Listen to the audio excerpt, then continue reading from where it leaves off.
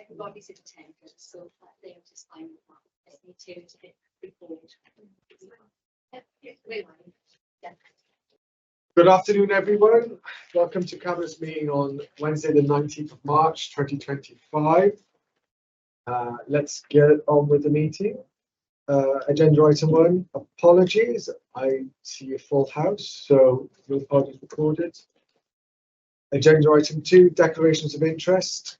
Councillor Davis. I've got 2 declarations of interest. Item 6, which is Newport Property Services, as I'm director of and also it's proposed that Deputy Leader becomes director of the new LATCO. And item 9, the transfer of the CSE Foundry to the South East Wales Joint Committee, because currently I'm on the Foundry Committee, I'm currently chair.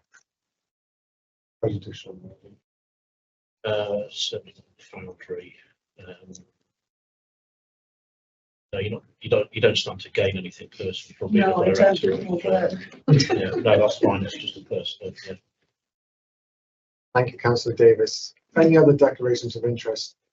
As per usual, if you start going through the agenda and you realise there's something you should declare, please declare it there and then. We'll address it. Okay, agenda item 3, minutes from the Cabinet meeting in February. Can I please move as a true record? Happy to move. Councillor Davis, Councillor Van. Brilliant. Okay, agenda item 4, corporate risk register update Q3.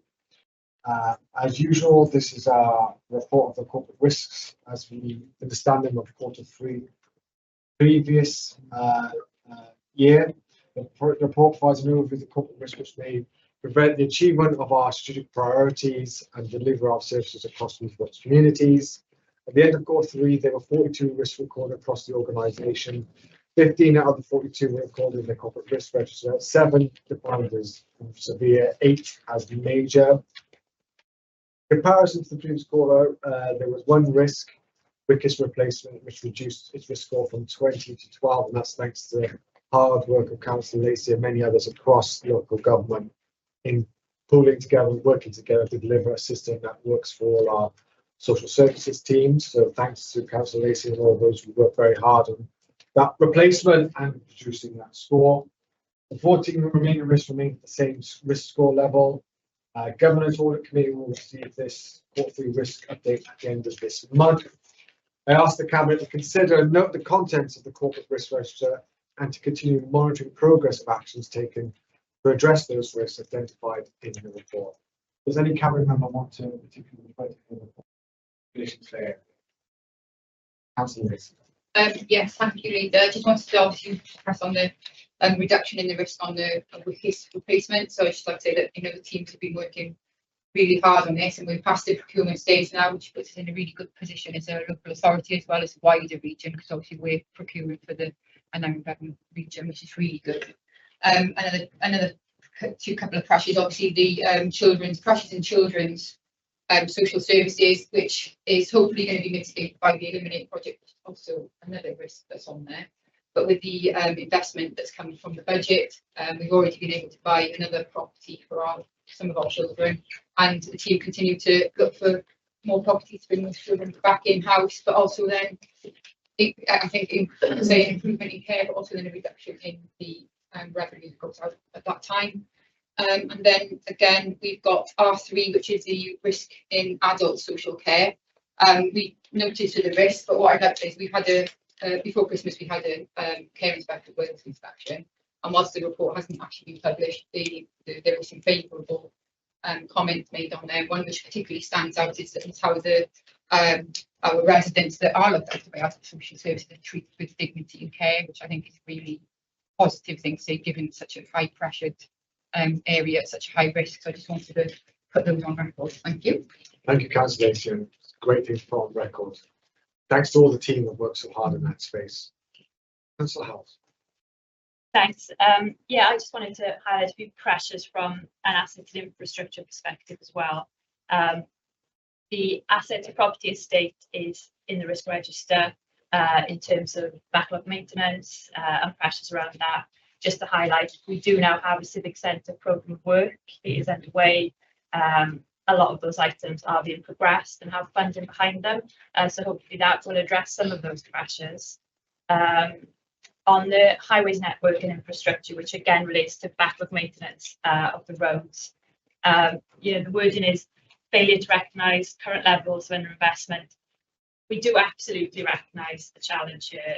It's a national issue.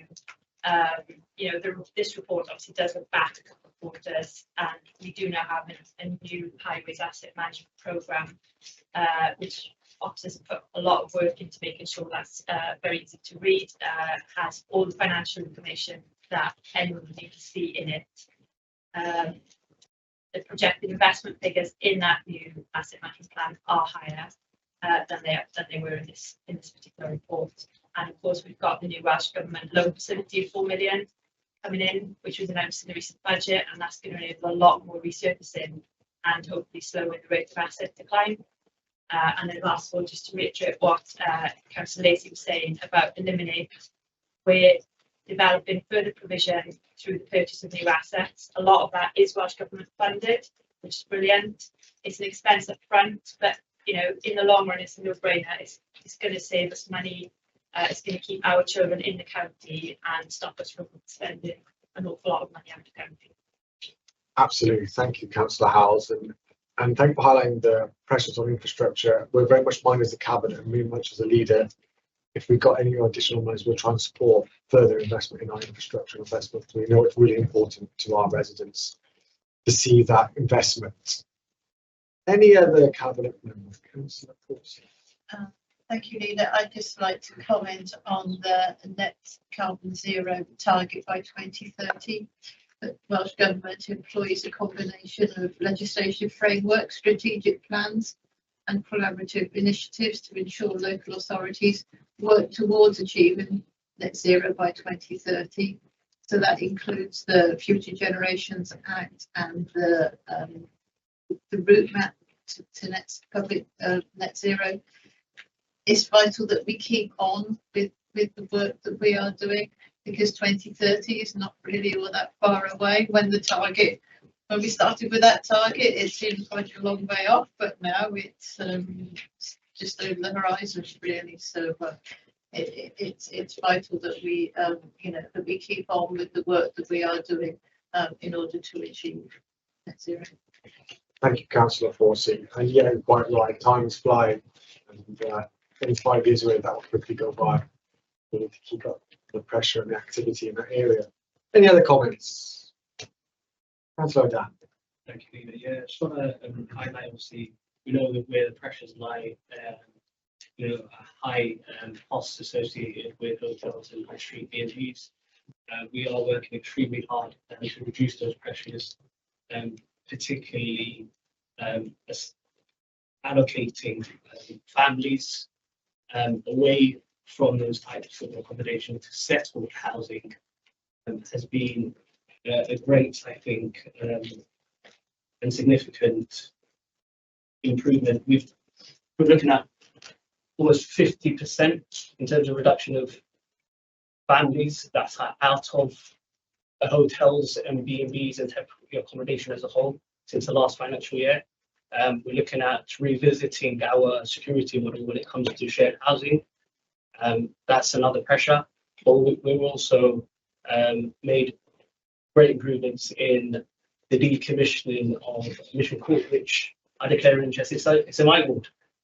But also, we are working with partners such as the Royal Foundation through the Homeless Programme, and they've recently announced an investment through Lloyds Bank, I understand, of 50 million across the flagship locations, which we're hoping some of the money will come towards Newport. And just to add on to that, I mean, the Welsh Government's announced, I want to say it's £10 million. 10, yeah, just looking at it now, it's an investment through the social housing grant we're looking at. And we're hoping, again, some of that money trickles in to our local authority part, where we can work with our social partners in addressing the homelessness issue here in Newport. Thank you, Councillor. And it's worth noting also that we've invested as cabinet in the budget 1.8 million to support you and your service, doing a tremendous job in reducing the demand, but demand just keeps coming through the door, doesn't it? And we know the pressures in this space, and it's important to us, particularly with the children, getting them into settled, stable homes, but it's better for them, better for their families. But it's a wider problem, isn't it, that we have to work together across Wales and indeed the country to deliver the supply needed. Meet the demand. Any other cabinet member? Okay, thank you.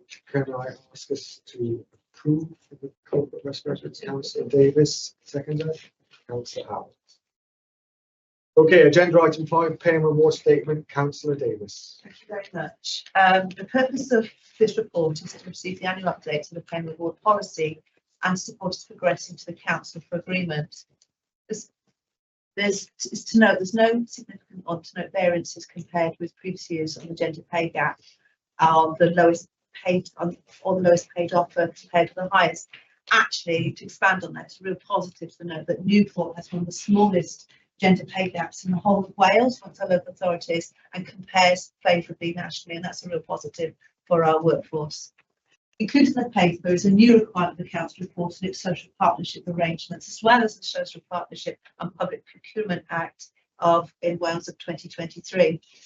The council agreed its social partnership statement with all trade unions, apart from one union, and there were some really positive comments that I'm pleased to note. They're as follows, which are sensible, realistic arrangements. This reflects the view of relationships and aspirations towards social partnerships. We believe our excellent industrial relationships with Newport City Council illustrate the spirit behind the social partnership legislation, and I think that's certainly worth noting. The council is committed to continuing our social partnership and reaching consensus wherever possible. So to conclude and recommend, there are the options available as follows.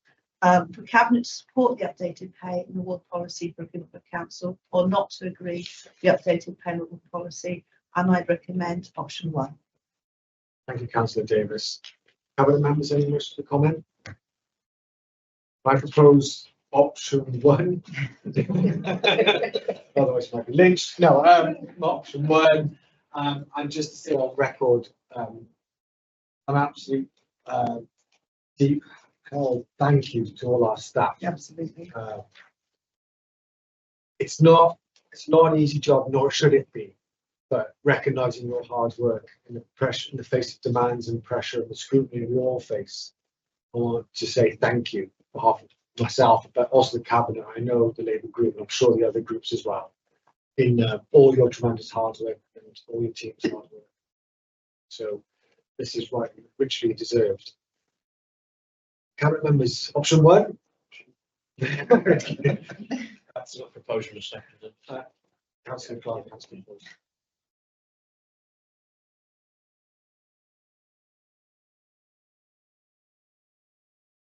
Okay, agenda item 6, property services. This is a proposal to agree to the formal registration of the wholly owned arm's length trading company LATCO for the delivery of property services for Newport City Council. As set out in the report, the Newport North joint venture was established as a public sector partnership in July 2014. The current partnership provides a range of services including facilities management, estate management, design and building maintenance, premises management and cleaning. Previous reports, supported by scrutiny recommendations, Cabinet agreed the establishment of a local authority trading company, otherwise known as a LATCO, that take over from the current JV, which comes to an end as the 31st of December this year.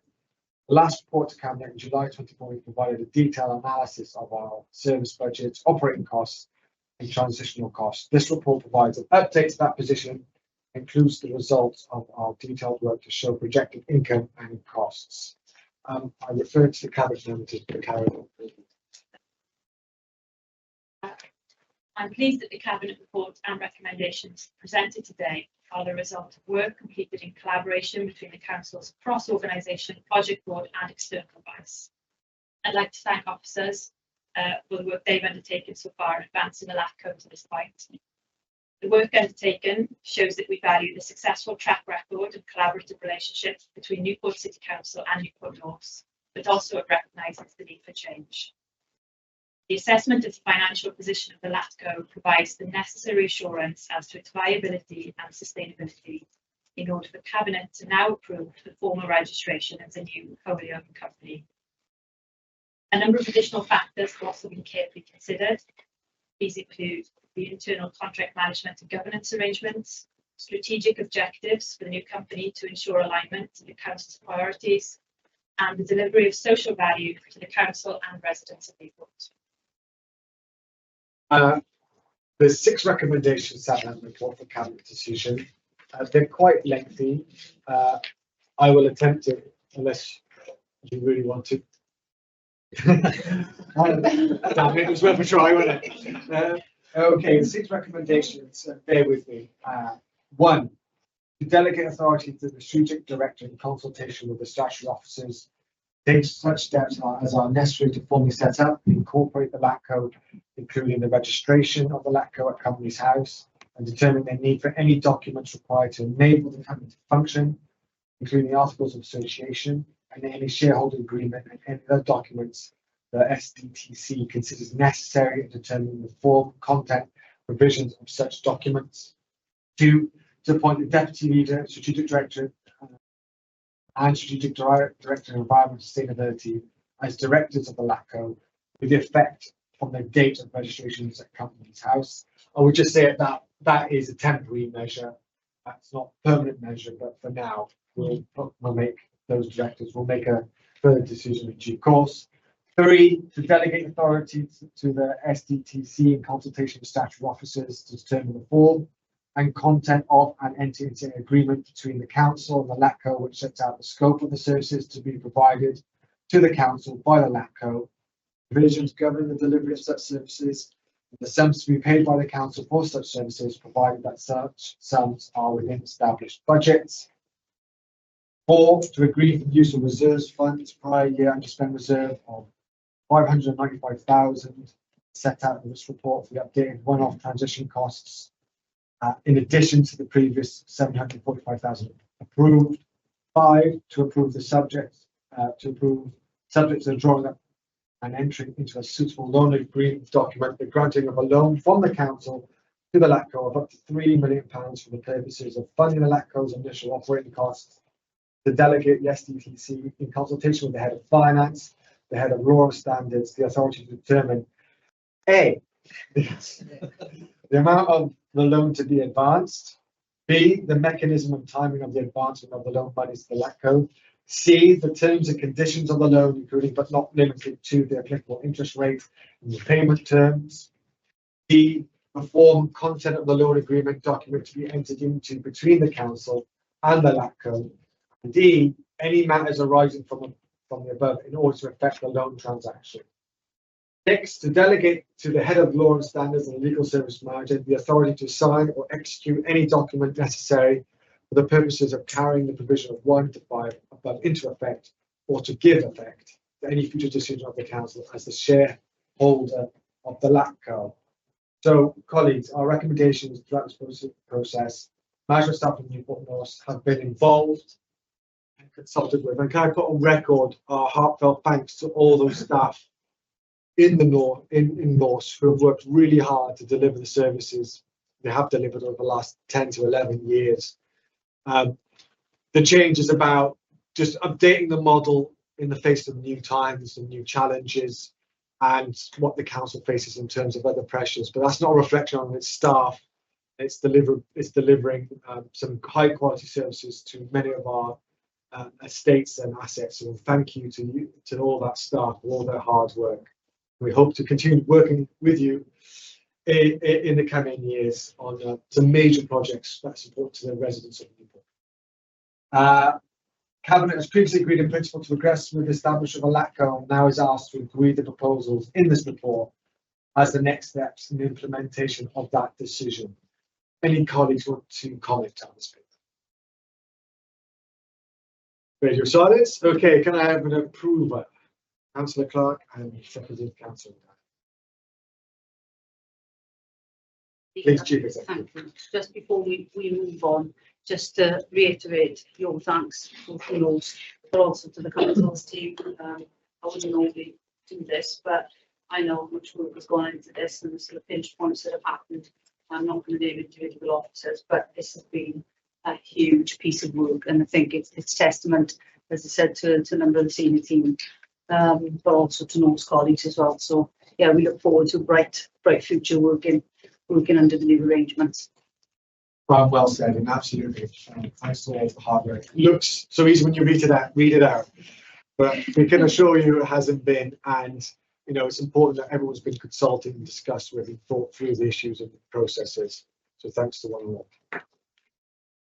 Okay, moving on to agenda item 7, the cultural strategy. Councillor Starford. Thank you, Leader. This is the first ever culture strategy for Newport, and it was the first task I was given to take forward when I became Cabinet Member for Culture and Comms. So I'm proud to be sitting here today to ask Cabinet to adopt it so we can move forward to the next stage. The need to create and to express ourselves is something innate in all of us, and the joy that any of us finds in culture, be that a favourite song, a bit of dancing, a work of art, or a story that sparks imagination or anything else, is something all of us needs. And it's as vital as food. Only culture, it feeds our soul and it fills our hearts. And importantly, it should be open and accessible to everyone. It shouldn't be a luxury. This strategy is for everyone in our city, for every community and every age group. It sets out a detailed vision of how we will enable and support our city's unique culture and heritage to thrive. It was developed in collaboration with a huge range of stakeholders, including our key partners in the sector who have formed the steering group. And this community has never been brought together like this before, and they're really working solidly for our city now. And we also know that from extensive consultation, public support for the strategy is incredibly positive, with more than 2,000 people telling us what they thought of it, a huge proportion of which were younger Newportonians, which is brilliant. We all know there are clear challenges for our cultural, creative and heritage sectors, as is the case right across the world. It's not unique to Newport, but they remain a part of Newport's DNA. And we know from the placemaking plan too, that things like live music are important to the people of Newport. And this strategy, along with the placemaking plan, will help deliver on those cultural experiences people love so much. This plan isn't ours, it belongs to everyone. And to take forward the strategy, a delivery group will be formed to oversee it and roll it out. And we're calling on all stakeholders to join us in committing to this strategy. It's the first one for Newport, and it's going to be an ongoing conversation. We'd like to hear from artists, performers, business owners, and all the thousands of people who took the time to tell us their views, because Newport's cultural scene is important to them. I speak to some of these stakeholders on a daily and a weekly basis, and they're excited, as am I. If taken forward with the same passion and energy as I saw in the steering group and in the workshops, this has the potential to further establish Newport's place on the cultural map. Economically, the creative arts industry tends to be underestimated, but it is the fastest growing Welsh sector over the last decade, providing more than 5,000 jobs and nearly 300 enterprises in Newport alone. And this strategy recognises that and sets out to develop it further. I'm really proud to present Newport's first culture strategy today, and would really like to thank all the partners, the stakeholders and members of the public who took time to engage and to be a part of developing it. Thank you also to the Place and Corporate Scrutiny Committee and One Newport for their positive feedback, and the officers who've been brilliant throughout. We're taking a running jump into this strategy already with this week's this week is the first Festival of Words in Newport, which will take place right across the city centre. It started today, along with the Live Act Fringe, which is hosted by Tin Shed Theatre. Next weekend, everyone can take in live music for free, including big Welsh names like CBC, Adwaith, Pizza Tramp, and Newport's own Lemfreg. And the programme for the very first Newport Music Trail includes around 90 bands and artists, workshops, tours and talks, all of which are free for everyone to access, which is amazing. We've developed this in partnership with Focus Wales, and I can't wait to see it come to life to show off our city's unique spaces and also the sheer volume of talent we have here in Newport. So can I ask that the Cabinet receive and adopt the Newport Culture Strategy, Empowering Culture, Transforming Communities 2025 to 2035, and join me in looking forward to playing a key role in the delivery of the vision and the objectives within it. Any colleagues wish to comment? Councillor House. Thank you. Yeah, I just wanted to comment that, you know, I'm reading through the report, it just was struck by what a positive, engaging vision there is for Newport. We've got so much to offer here. We've got art, we've got the music scene, the multiculturalism, Roman and medieval history, the Triple SI coastline, and it all came through strongly in the strategy. And you know, it's good to see that we've got a clear vision of how we're going to harness that. With priorities on clear program of events, proactive marketing, reaching out to diverse cultural groups, and not forgetting net zero carbon footprint reduction, which is important to all of us. So I just wanted to endorse it. Really, it was really optimistic to read it. Yeah. Thank you. Councillor Clark. Thank you, Leader. I'd wholeheartedly support this proposal, as it can only be a benefit to Newport. As Cabinet Member for Regeneration, Culture and Heritage is a big part of the jigsaw in pushing Newport forward, which will again bring economic growth. We've already seen footfall increase, and by agreeing this today, I can only see more people visiting this great city. Newport has a vast history in regard to culture and heritage, and we need to capture that and build on it so that Newport gets the recognition it deserves. And I know Councillor Corder has also got a very busy 24 hours, 48 hours now, mostly with myself, promoting what we're trying to do here in events in the city. So yeah, absolutely get behind this. It is a really positive proposal. Councillor Dunn. Thank you, Leader. Yeah, I just want to touch on the multiculturalism aspect. And of course, we are a growing city, but also growing in diversity. And it's important, I think, that we embrace all cultures and representing an area which is very diverse and rich, with almost 40 community languages spoken. I think we should be harnessing the talent. And Newport's very welcoming. Newport is very welcoming. Majority of people are pleasant, and I'm sure that everyone will welcome this cultural strategy. Also, Councillor Davis. Thank you. What curriculum, one of the key core purposes is focusing on connecting, that sense of belonging, that sense of purpose. This cultural strategy absolutely grasps this for our children in Newport, because we want our children to understand their place within their school and understand their place within their city. And that's about understanding what they value. And that's about learning through song, through dance, through music, through expression of our arts, and also, importantly, our history. And I believe this cultural strategy absolutely encompasses what Cynllun is about. And this will enable our schools to grasp opportunities within our city to enable our children to progress, reach the stars and achieve their aspirations and dreams. Councillor Mason. Yeah, thank you. Thanks, Leader. Cabinet Member just mentioned the passion and energy of the partners and officers that she's working with, but I think it should be noted the passion and energy that she gives to this portfolio, Yeah. and the constant work. You know, we often sit in council and we hear about, you know, Newport is, you know, people worry, people are this, but actually, you know, council probably is the biggest achievement of Newport, and showing us, actually not just saying it for lip service, but actually showing us what the city has to offer, engaging with these groups, engaging with officers, the amount of work that's gone in. You know, there's been a massive turnaround in what we're seeing coming through Newport in the last 12 months from the start of the corn exchange with your partners, but actually, you know, I know when I had my ward colleague as well, how much work she's doing on this personally, and I think it just big thanks from us to see that amount of work, and you know, absolute testament of your passion and energy towards your portfolio. All right.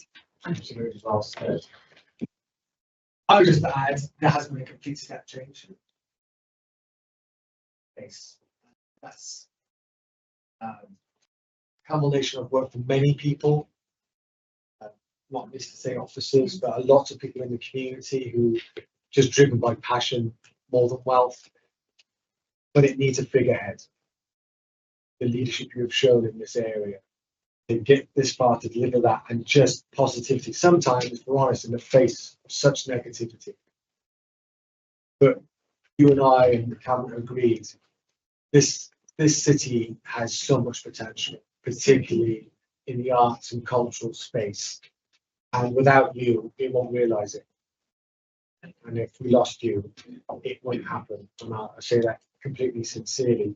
And just to say about the future of this city, Councillor Davis and I went to St Andrew's opening primary school, and it was a celebration of art and singing from the children, led by the children, and they sung in 5 different languages.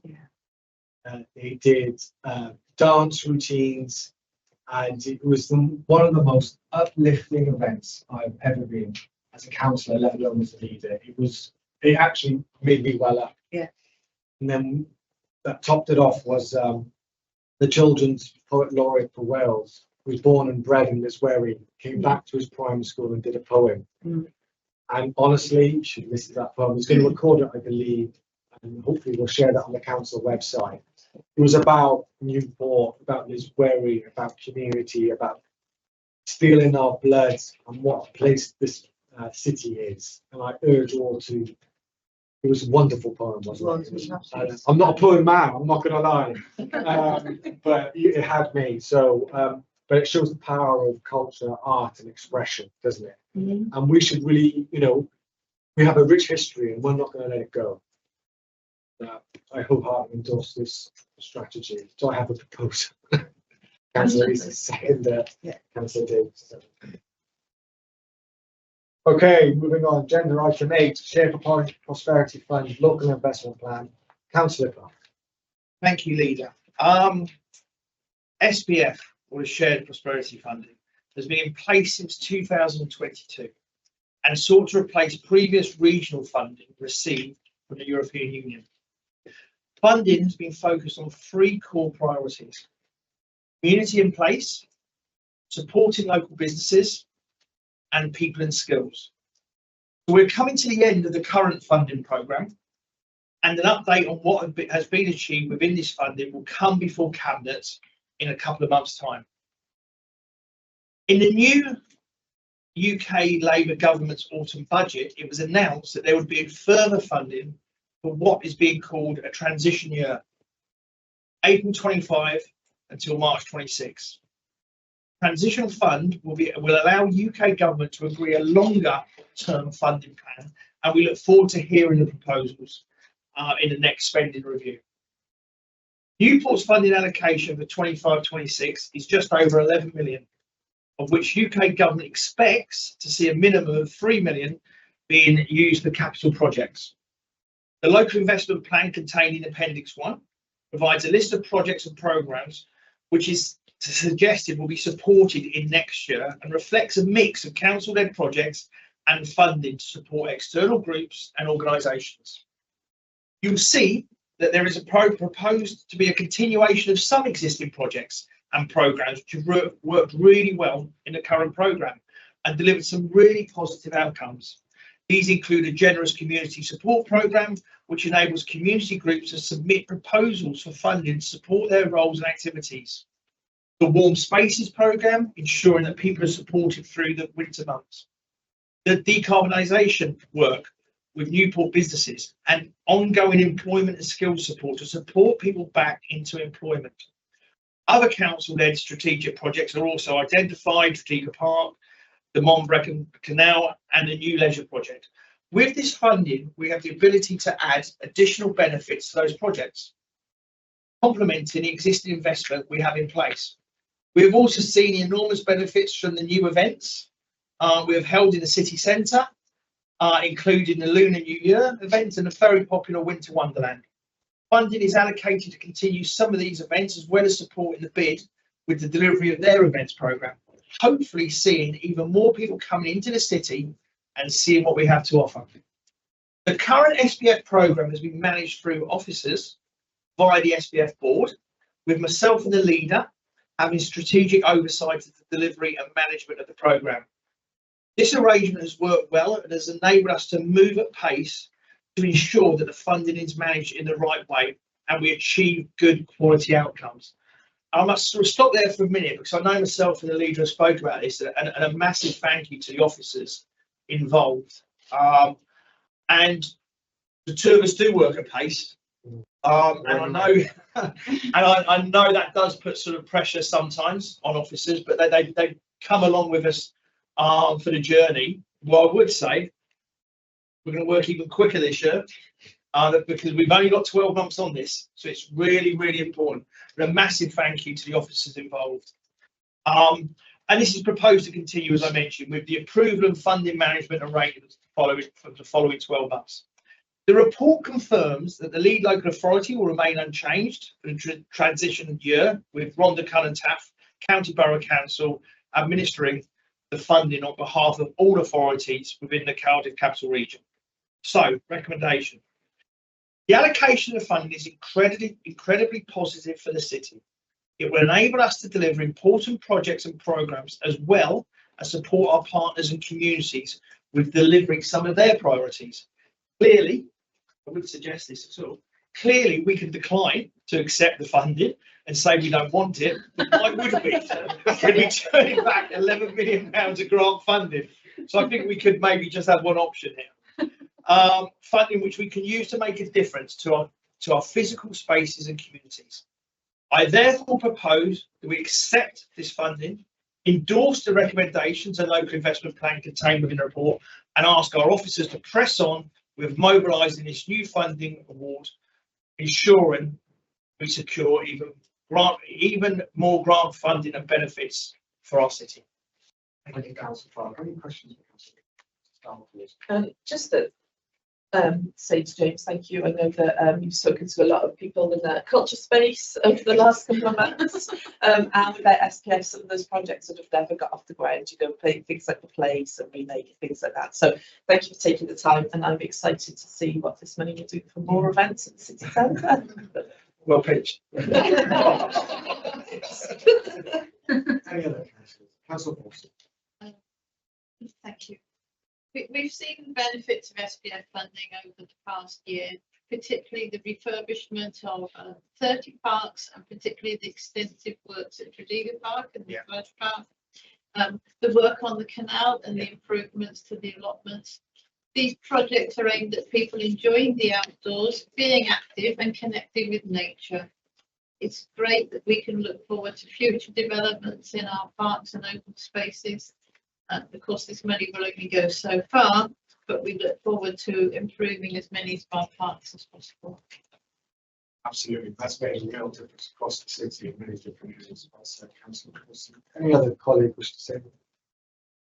Can I just say to Councillor Clark, I know firsthand how many meetings, how many emails, and I know you're always, and I would say this, ruthlessly focused on maximising the benefit of that money to this city and to those projects and to the people on the ground to deliver for them.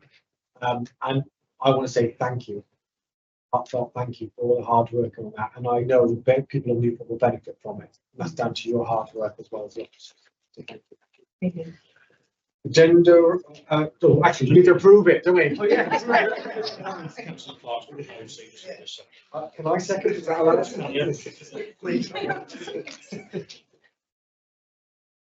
Okay, agenda item 9, transfer of CSC Foundry Limited to South East Wales Corporate Joint Committee. In 2017, 10 local authorities in South East Wales, including Newport, entered into an agreement to work together on various economic development initiatives under the Cardiff Capital Region City Deal. One of the key projects under the City Deal was the establishment of the CSC Foundry Limited, a semiconductor factory at Imperial Park, Newport, with each local authority holding one share in the company. The City Deal is now completing the process of transitioning into the South East Wales Joint Committee, a legal entity that will assume all responsibilities of the City Deal. This transition has been approved by the CJC board, on which our council is represented. The proposal before us today is to transfer our council's share in the Foundry to CJC. Additionally, it is proposed that delegate authority be granted to the head of law and standards to approve, sign necessary documents to bring into effect the decisions of the CJC. This transfer is necessary to enable the CJC to effectively control and manage the Foundry and the semiconductor project. Not approving this transfer, colleagues, would inhibit the project and could result in operational challenges and reputational impacts for our council. There are no direct financial impacts related to this proposal. Our current shareholding in the Foundry is reflected on our financial balance sheet, but does not impact our core budget and reserves. Constitutionally, the approval of the Cabinet is required to authorise the head of law and standards to sign the stock transfer form. The Cabinet is asked to approve the transfer of our share in the Foundry to CJC and to grant the necessary delegated authority at the head of law and standards. This will ensure smooth transition and continued support for the economic development initiative in our city. Any colleagues to comment on this transfer? Okay, can I have a proposal in a second of Councillor Lacey and Councillor Hines? Thank you. Agenda item 10, Estyn reports from no team, Councillor Davis. Thank you very much. And first of all, I'm going to focus on the education service report. And this is an item to consider and note the Estyn report for education. The Estyn inspection actually took place last year between November the 4th and the 8th, 2024, with the full report being published on the December the 18th in 2024. Local government education services are carried out under Section 8 of the Education Act 1997, and to ensure that effective education services are being delivered in the report, a team of 14 inspectors were deployed to look at a range of things across our services. And over the course of this inspection, over 100 documents were made available to the inspection team to triangulate their findings, and approximately 80 interviews took place to further conclude Estyn's judgment. The purpose of the report is to ensure the Cabinet are fully briefed on the strengths and areas of development observed by Estyn. The report is really strong, and it notes that senior leaders in the report have high aspirations for children and young people in the city, that I and my Cabinet colleagues have made a strong commitment to prioritise education, and we have a strong grasp of education services. The Chief Education Officer leads the education service diligently and skillfully. She has a strong working relationship with leaders in schools and other education settings and shows considerable care for their well-being. Strong Estyn school inspection outcomes reflect the high quality of teaching and leadership in our schools and settings across the city. Local authority has effectively implemented its responsibilities under the Additional Learning Needs and Education Tribunal Act, Wales 2018, offering strong support to children with additional learning needs and their families and educational providers. The service meets the needs of the global majority of pupils and those who are new speakers of English.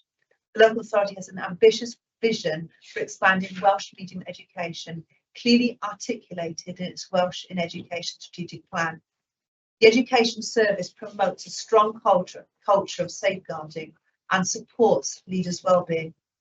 The local authority manages education budgets well and addresses in-year financial pressures appropriately. The report actually includes 2 spotlights, this is the intention to share good practice across Wales, and they're based on, firstly, how education services commission the expertise of its Gofrestr staff to provide excellent quality ALN outreach support for mainstream education. Secondly, the high levels of bespoke support provided by our local authority officers to support education, to support schools facing financial challenges. And finally, the report provides 2 recommendations. Recommendation 1 is to sharpen evaluation and improvement planning processes to consider the impact of services with greater precision, including value for money. And recommendation 2, strengthen work to develop Welsh language skills of pupils in English medium schools. We should note that the term strengthen and sharpen acknowledge some substantial and credible work which is already in place, and these recommendations are already being progressed within our service area. And it's important that the Scrutiny Committee will play a pivotal role in tackling these and ensuring and tracking the progress of these recommendations. So in conclusion, I want to firstly congratulate our education services because they've worked so incredibly hard to make this difference. We've got some brilliant staff. They're really inspirational. And what our education, our schools say and our head teachers say is how much trust and faith they have within our leaders in education services. And they know that with those leaders in place, such as Sarah Morgan, that they know they're on an excellent trajectory to improvement education. And I'd like to also ask my Cabinet colleagues to note this report and its contents. Thank you, Councillor Davis. Any comments from colleagues? And I could just say thank you to the officers as well. It was an excellent report. It was a fantastic achievement. And in a very challenging space, you know, we have, as all cities face, different challenges in different parts of the city. But we have high aspirations for every child in the city, whatever area they come from. I'm glad that's recognised. But that high aspiration comes with being able to challenge each other, challenge officers, officers challenging head teachers, teachers challenging each other. Because ultimately, that clear, honest, transparent environment where we drive the best out of each other is the only way to drive aspiration across the education spectre, across the schools, our officers. But more importantly, we deliver for the children of this city, and they are our #1 priority. Yeah. Let's repeat that, our #1 priority. We're the fastest growing city of under 16s. Economic well-being of this city and its future prosperity and its future creative artists and everything you can think of is in these children. And we have to make sure we deliver the service that makes sure they live as individuals the life they want to live, yeah, and pursue the career path they want to pursue. So thank you, as Cabinet Member for Education. You've done it for a number of years. You've done a number of years because you're damn good at delivering for this. And thank you to Arthur's and Sarah's online for your hard work, and to your team. Can you extend our thanks to your team for all their hard work? Because I know building for inspections is a stressful and challenging time. Would that be fair to say? Absolutely. So thank you to one and all. Do you want to do the Estyn young people's report now as well? Yes. Okay, please go Yeah. ahead. There's also, I need to say that just prior to the education in Estyn sport, we have the Youth Service Estyn report, which was the first independent Estyn inspection ever. I think actually in about 15 years. And the report was just published just before Christmas, and it highlights a number of areas of strengths of the service set against a challenging background of increasing youth population, areas of high deprivation, and large multicultural communities who need to be supported and cared for. It concludes with some recommendations for the service to consider as it further develops. The inspection looked at three key areas to determine how well the service is delivering youth services for children of Newport. The first area was, how does youth work help young people achieve their potential? Second area was, what young people can expect from youth work provision? And 3, leading and improving. The report states the service listens to our young people, enabling them to participate in a range of activities, enjoy themselves, and have confidence to express themselves. This is something we can be very proud of. We want our children and young people to have the confidence to enjoy their engagement with this service, which in turn helps them to aspire and to achieve their potential. The report notes the leadership of the service and how they have ably redeveloped the youth provision in our city, now located within the Prevention and Inclusion Service area for the last 3 years. The youth service has worked hard to regroup and rebuild its offer across Newport. It has strengthened and built on existing partnerships that meant inspectors could see for themselves ample examples of its excellent practice. There were 3 spotlights of good practice, which we highlighted in the report, providing examples of how well the youth service is performing. Professional learning and safeguarding policies and procedures were both highlighted as being robust, with good systems in place for planning safety procedures for trips and visits. We know that the youth services and its skilled and committed workforce make a difference. The report highlighted feedback from parents of children attending a supported youth club and how the provision has transformed the lives of young people. This is children who've got specific educational learning needs. In turn, this allowed parents to feel more confident in giving their child more independence. This is testament to the youth service, helping our young people to grow and achieve and be confident. We welcome this inspection as provided external scrutiny for the service, allowing for reflection and acknowledgement of the journey the youth service has been on in recent years. It also follows the youth service achieving both bronze and silver quality status with Welsh Government, and we're now actively working towards that gold status. Finally, the report concludes with 3 recommendations. One is to set out a clear strategy for youth and play service by mapping youth work provision across the local authority area and develop a plan to coordinate the services across both internal and external partners in Newport to ensure that young people's needs are met, and that's already been worked upon. Strengthen the youth and play service self-evaluation processes to aid improvement planning and more accurately measure and evaluate the impact of youth work on young people. And I can say that's been worked on already. Increase participation and publicise services more widely so that more young people regularly access youth work opportunities, and equally as part of my portfolio that's been worked on as well. But finally, I want to congratulate the youth service on achieving an excellent outcome in their first Estyn inspection, because they worked incredibly hard to achieve that. There's some outstanding youth workers being led ably by Bethan, some superb youth workers and play workers in Newport that really, really do make a difference in some of our most vulnerable areas in our city, where that provision is absolutely needed and is crucial in making a difference. I'd also like to ask my Cabinet colleagues to note the content of this report and its contents. Thank you. Thank you, Councillor Davis. Any colleagues wish to comment? Councillor Rees. Yeah, I just wanted to comment on the second part of Confidential's the playing youth survey. So I just think something that she just said, that about transforming lives, and that absolutely is what this service does. It's a preventative service, or a preventions area. So it's not a statutory service, but we get there, we get to those children, we get to those young adults, at some point before they tip into these services. But, especially for our disabled and alien children, transforming their lives to be able to take on that world, to meet friends where their parents feel that they can. There's a future there for these children or for these young adults to go out there, and that's our officers providing that transformation for them.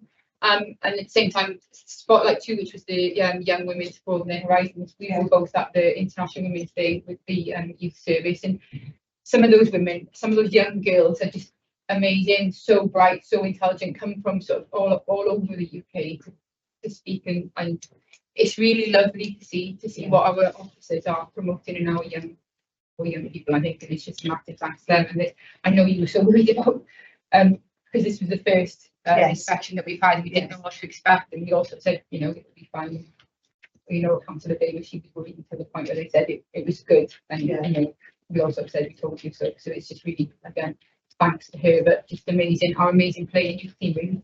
Yeah, thank you. Well said, Councillor Lacey. I was very privileged to go to the youth club in Malpas, Great Wars of Malpas, and children just having fun, enjoying themselves in a safe space, and doing all different types of activities, not outside, where, let's be honest, they're vulnerable as well to nefarious actors, if I can put it that way.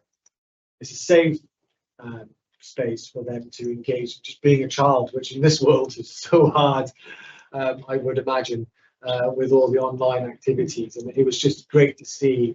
There was painting going on, wasn't there, and just normal games you expect children to do. And then I went with Councillor Davis to the city centre one, and we are moving into space of VR as well, so we are trying to engage in the modern world. So children do want to engage in that modern appliance, and we're trying to offer that, as well as reach out to them in some of the choices they'll have to make in life, in any major city, and trying to reach them in their own terms, in their own space, in the way they wish to engage. And I just say on the recommendations, particularly say 3,